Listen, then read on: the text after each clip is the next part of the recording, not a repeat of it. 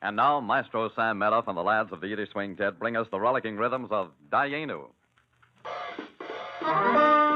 Hello, welcome to JCM News. The Jews are getting tortured by the Nazis, as it occurred yesterday, November 9, known as the Night of Broken Glass. The Nazis went to the Jewish property and destroyed it. And here's Manny with the weather. Thank you, Jackie, and here we are with the weather. In Florida, it's approximately 90 degrees, in Clearwater, that is. And, oh wait, hold on.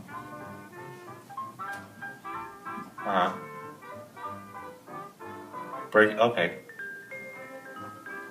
Oh my god. So this is just in that the Nazi population, the Nazi party, is sending the Jews to the concentration camps and are being killed. The beginning of World War II marked tragedy and many troubles for Jews. They had many hardships they had to face.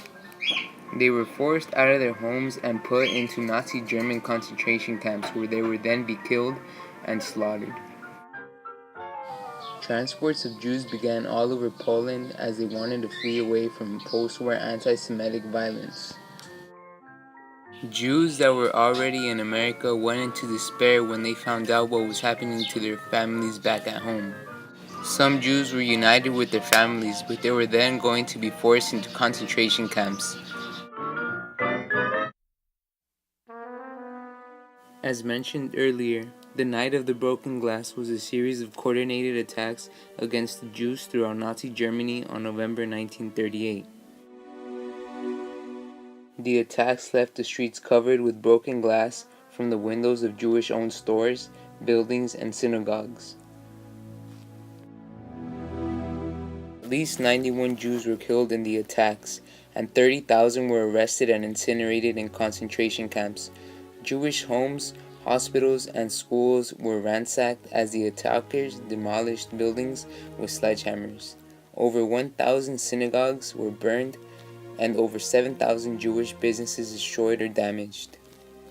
The MS St. Louis was a German ocean liner, most notable for a single voyage in 1939, in which her captain, Gustav Schroeder, tried to find homes for 937 German Jewish refugees after they were denied entry to Cuba, the United States, and Canada, until finally accepted to various countries of Europe.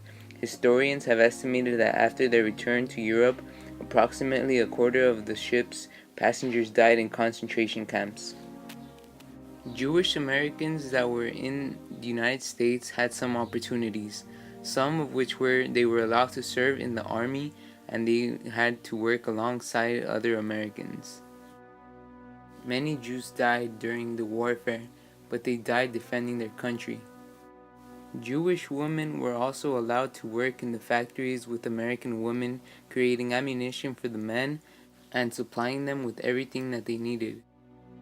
By the end of 1942, the US government knew that Hitler was slaughtering Jews in a systematic way. Still, it was not until 1944 that President Roosevelt issued the executive order creating the War Refugee Bond.